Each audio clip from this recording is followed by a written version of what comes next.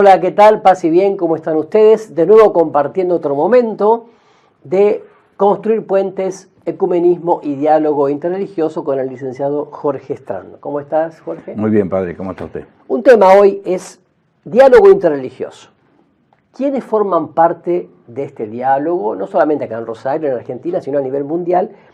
Y después desarrollamos un poquito el tema del judaísmo, como ya dijimos, que es una de las religiones monoteístas que forman parte del diálogo interreligioso, que no sería el ecumenismo, que ecumenismo es lo que se aplica al diálogo entre los cristianos. Esto sí. es diálogo interreligioso. A ver, ¿quiénes forman parte del mismo, de este diálogo interreligioso que la Iglesia Católica también, por supuesto, promueve, quiere, con encuentros que han hecho San Juan Pablo II, tantísimos encuentros, ¿no? En Asís, por ejemplo, Papa Francisco también con su viaje a Marruecos, ¿no? Lo de Asís ya hace más de 20 años. Sí, más, sí. Del diálogo interreligioso participan todas las religiones, como decíamos en la cápsula anterior, ¿verdad? Que se entiende por religión un sistema de creencias en donde el hombre está relacionado con algo o alguien que lo trasciende.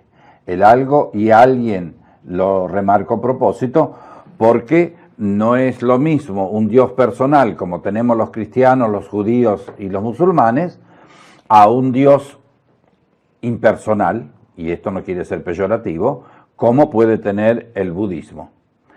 El budismo es una de las religiones orientales que participa activamente en el diálogo interreligioso.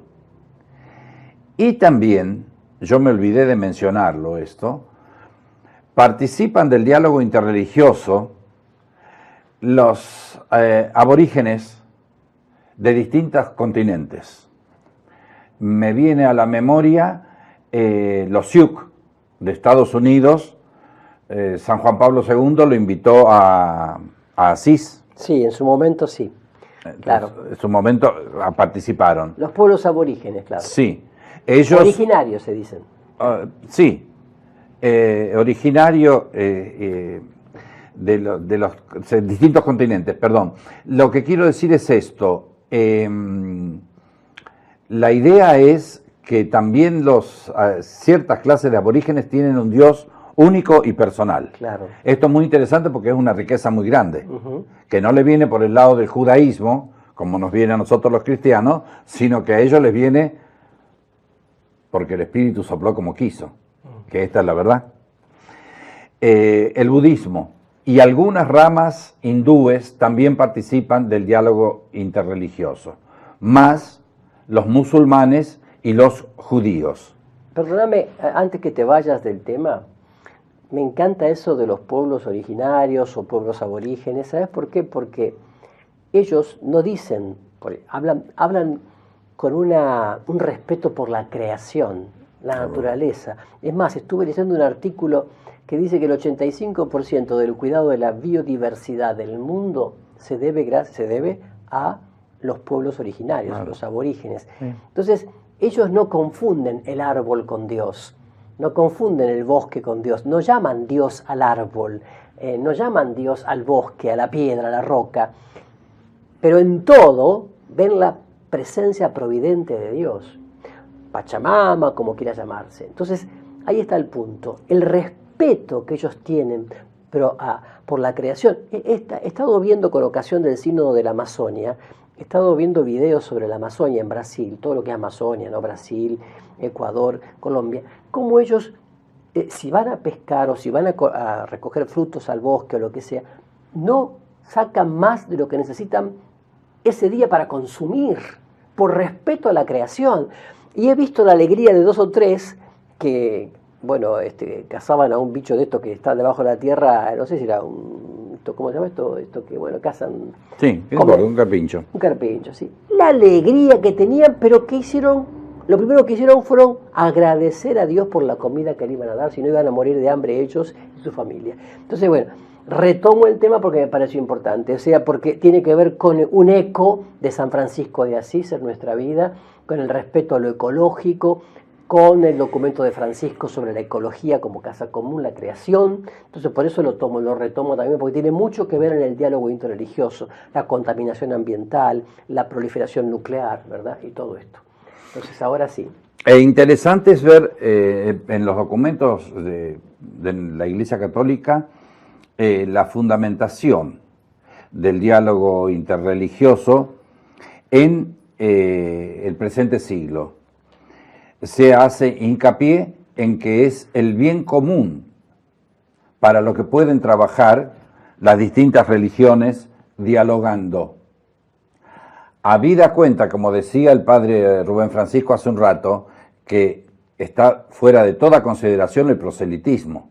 Luego, si yo me junto con un judío y con un musulmán, no vamos a hacer proselitismo, no vamos a intentar convencernos de pasarnos de religión, pero sí podemos poner los bienes de nuestra religión por el bien común, que ya es estar trabajando, nosotros lo podemos pasar al lenguaje teológico, ¿sí?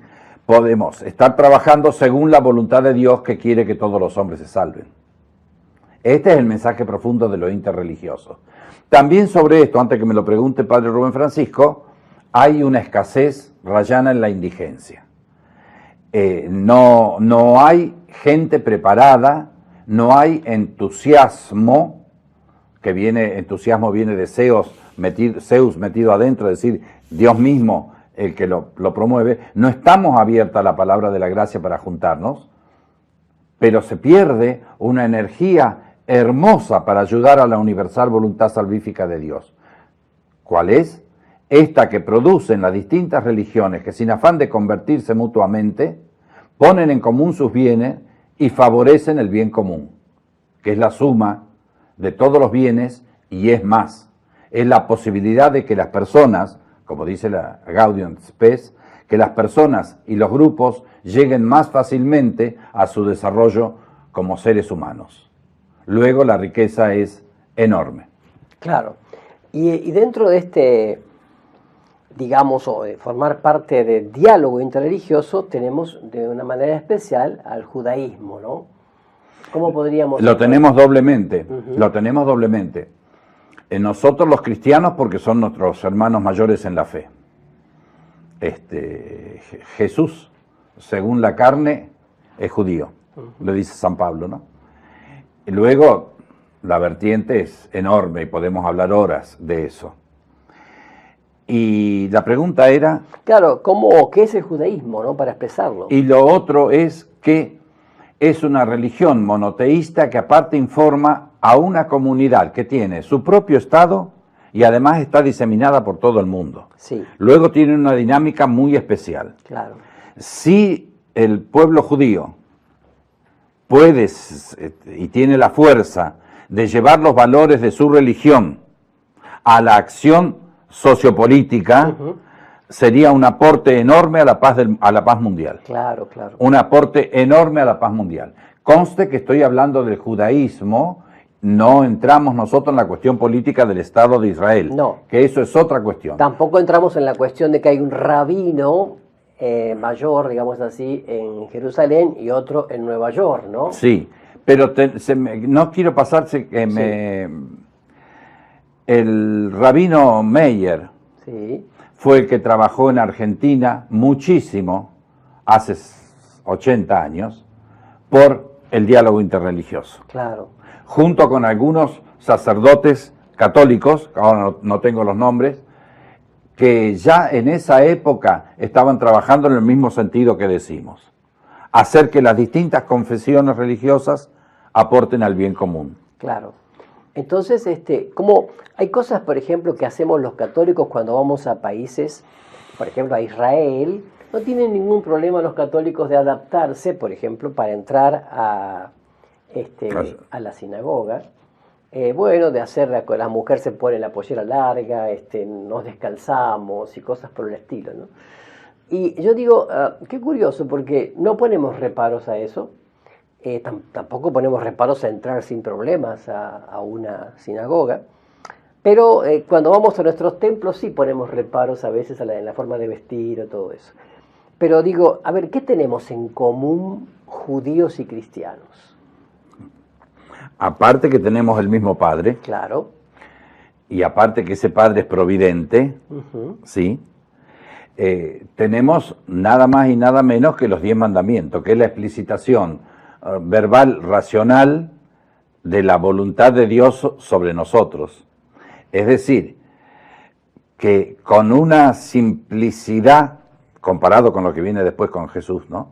Con una simplicidad y con una didáctica enorme, Dios les dice a estos cabezaduras que somos nosotros, mira, tenés que hacer esto, esto y esto y esto para ser persona. Claro.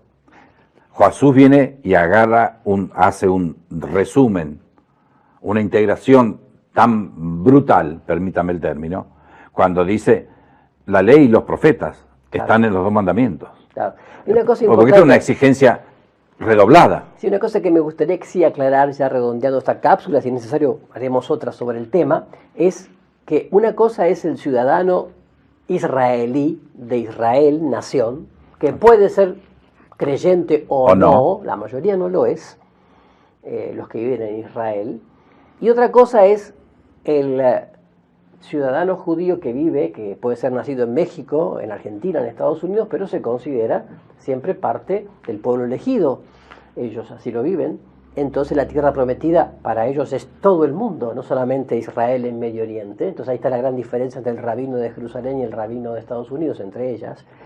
Y a lo que yo iba es esto, ¿no? O sea, no tenemos que caer en un prejuicio a veces por gestos o actitudes que tiene políticamente el Estado de Israel. Sí. No tenemos que identificarlo así de plano con todo el mundo judío, es igual.